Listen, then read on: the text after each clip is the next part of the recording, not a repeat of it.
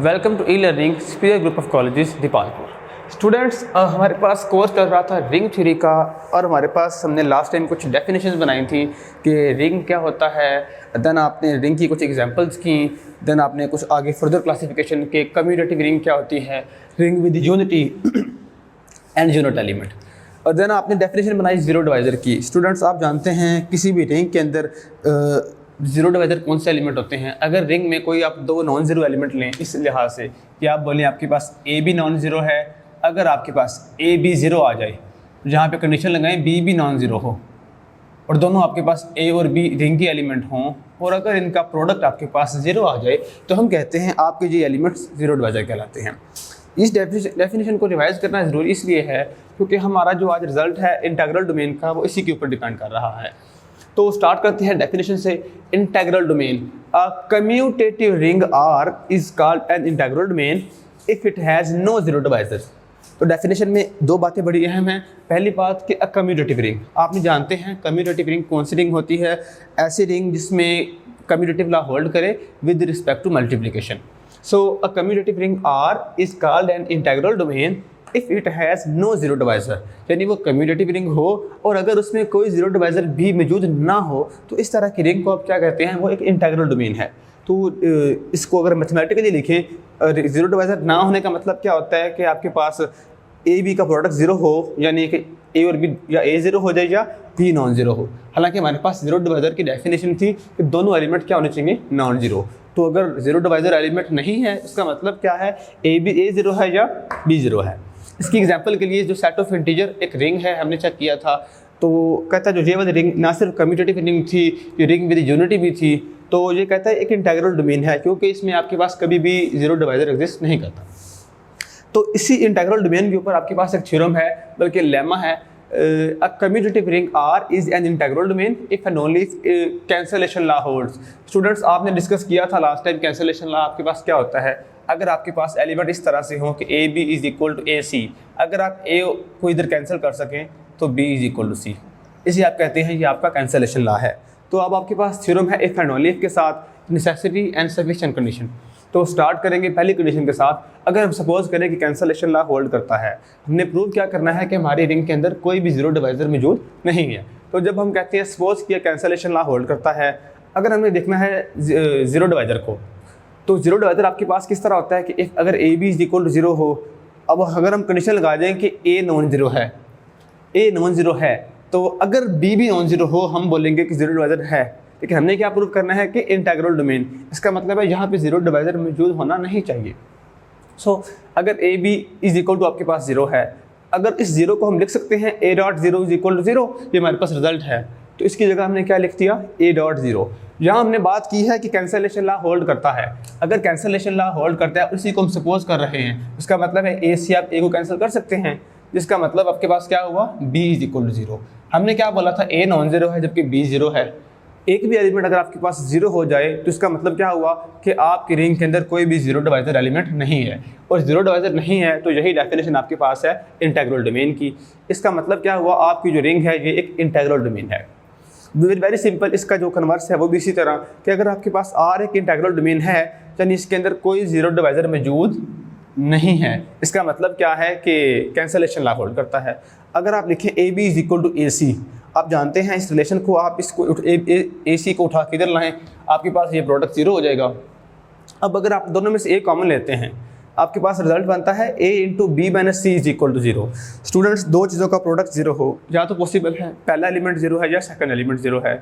हमने कह दिया कि अगर ए नॉन जीरो हो, ए नॉन जीरो है तो उसका मतलब क्या हुआ कि B minus C is equal to zero, इसका मतलब है B is equal to C. और हमने यहाँ पे कंडीशन बताई थी कि जब A B is equal to A C हो और अगर B is equal to C हो जाए, इसका मतलब होता है कैंसलेशन लॉ होल्ड करता है। तो यही हमें प्रूव करना था कि इसका कैंसलेशन लॉ हमारे पास होल्ड करता है। तो उस थ्योरम के हमारे पास दो पार्ट थे। पहले हमने लेना था कि अगर आपके पास रिंग इंटीग्रल डोमेन हो तो कैंसलेशन लॉ होल्ड करे, या कैंसलेशन लॉ होल्ड करे तो रिंग एक इंटीग्रल डोमेन हो। देन आपके पास एक एग्जांपल है, डेफिनेशन है new, characteristics of a ring. तो कोई भी रिंग में ऐसा कौन सा एलिमेंट होगा, यानी कोई रिंग का कोई एलिमेंट कितने कैरेक्टरिस्टिक्स का कहलाएगा। डेफिनेशन को ज़रा देखते हैं। डेफिनेशन क्या है, if for a ring R, आपके पास कोई भी रिंग हो, आप जानते हैं दो बाइनरी ऑपरेशन होते हैं, अंडर एडिशन और under multiplication.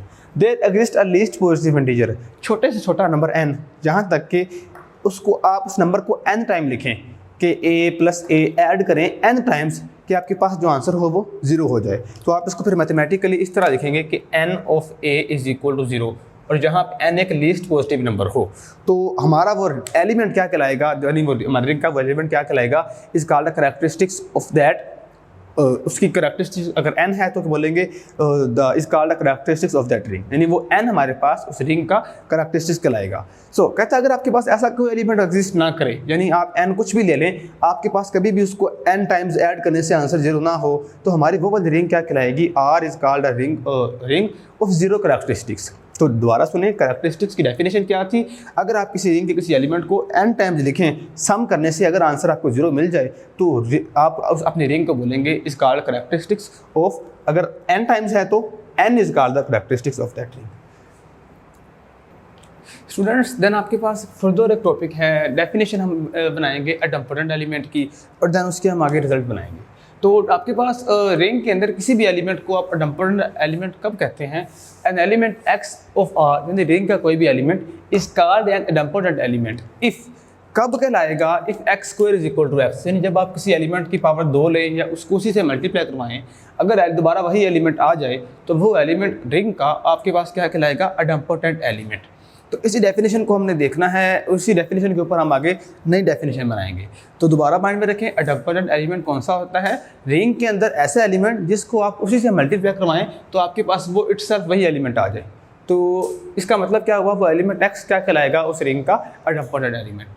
Then Boolean ring, if each element of a ring R is idempotent, अगर रिंग का हर एलिमेंट, रिंग के हर एलिमेंट, रिंग के अंदर हर एलिमेंट ही एडम्पोटेंट हो, यानी अगर आप रिंग में यही कंडीशन अगर फॉर ऑल के साथ आ जाए, जिसको अगर आप ऐसे लिखें x square is equal to x for all x belong to R, अगर रिंग का हर एलिमेंट ही एडम्पोटेंट एलिमेंट बन जाए तो ऐसी रिंग को आप क्या कहेंगे, बूलियन रिंग। तो डेफिनेशन क्या बनती है, if each element of a ring R is idempotent then R is called a Boolean ring.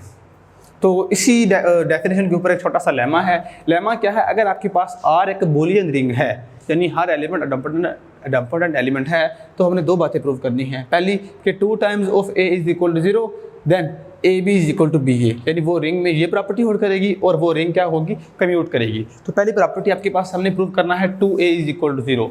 तो उसके लिए हम पहले बनाएंगे 2A होता क्या है। आप जानते हैं 2A का मतलब है 2 टाइम्स A, तो आप A को 2 दफ़ा लिख दें। और जन आप जानते हैं अगर वो एडम्पोटेंट एलिमेंट, वो एक बूलियन रिंग है, तो उसमें हर एलिमेंट एडम्पोटेंट एलिमेंट है। और आप जानते हैं आप एडम्पोटेंट एलिमेंट को किस तरह लिखते हैं, तो आपने इस A प्लस A को एक एलिमेंट है, आप इसको इस तरह भी लिख सकते हैं क्योंकि ये एक बूलियन रिंग है। तो इसको आप, इसकी पावर 2 है, आप इसको 2 दफ़ा ऐसे लिख सकते हैं।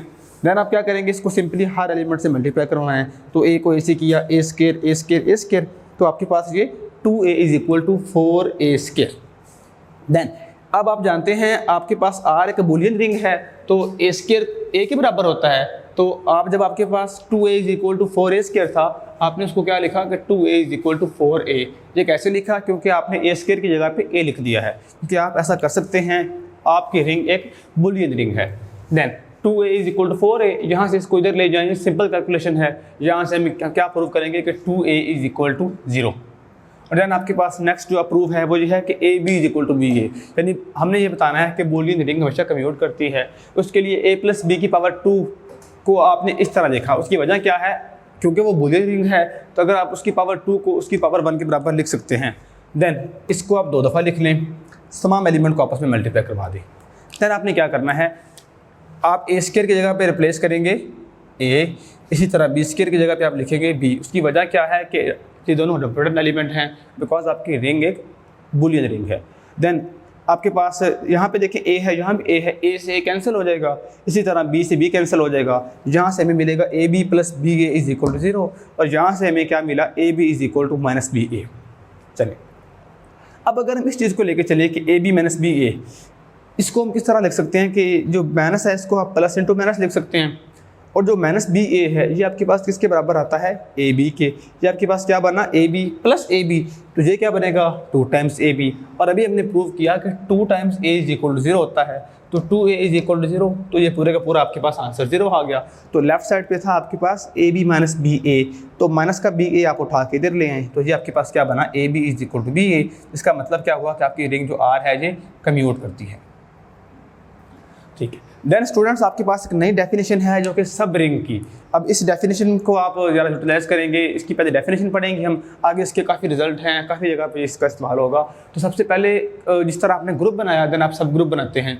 आपको पता है ग्रुप के इधर 4 प्रॉपर्टीज़ होती हैं। जब आप सब ग्रुप की बात करते हैं, आप सबसे पहले बात करते हैं वो सेट ग्रुप का सबसेट होता है, देन वो इटसेल्फ ग्रुप होता है। फिर आपने उसके कुछ थ्योरम पढ़े थे कि किसी सेट एच को जी का सब ग्रुप बनाना हो तो आप एक प्रॉपर्टी लगाते हैं, क्लोजर की और इन्वर्स की, दोनों इकट्ठी करते हैं, आप कहते हैं वो वाला सेट एच हमारा ग्रुप का सब ग्रुप हो जाएगा। तो सेम उसी तरह ये रिंग के बाद आगे सब रिंग, किसी भी चीज़ के साथ सब लग जाए उसका मतलब होता है सब रिंग, रिंग का हिस्सा, तो ये रिंग का पार्ट ही होगा। तो डेफिनेशन किस तरह बनाएंगे, let S be R non empty set, और यहाँ पे एस क्या है, आर का सबसेट है। ठीक है, देन एस इज कॉल्ड सब रिंग। कहते हैं एस सब रिंग कब कहलाएगा, if it satisfies all axiom under the induced binary operation, यानी ये भी रिंग के तमाम एक्सियम को सेटिस्फाई करे। अगर वो सेट आपके पास एस ये 2 प्रॉपर्टी सेटिस्फाई कर दे तो हम क्या बोलेंगे, हमारा वो सेट एस उस रिंग आर का सब रिंग कहलाएगा। तो पहली प्रॉपर्टी, अगर आप रिंग के कोई आर्बिट्रेरी 2 एलिमेंट को ऐड करें, अगर आने वाला आंसर उसी सेट का एलिमेंट हो तो हम क्या बोलेंगे, हमारी पहली प्रॉपर्टी सेटिस्फाई होती है।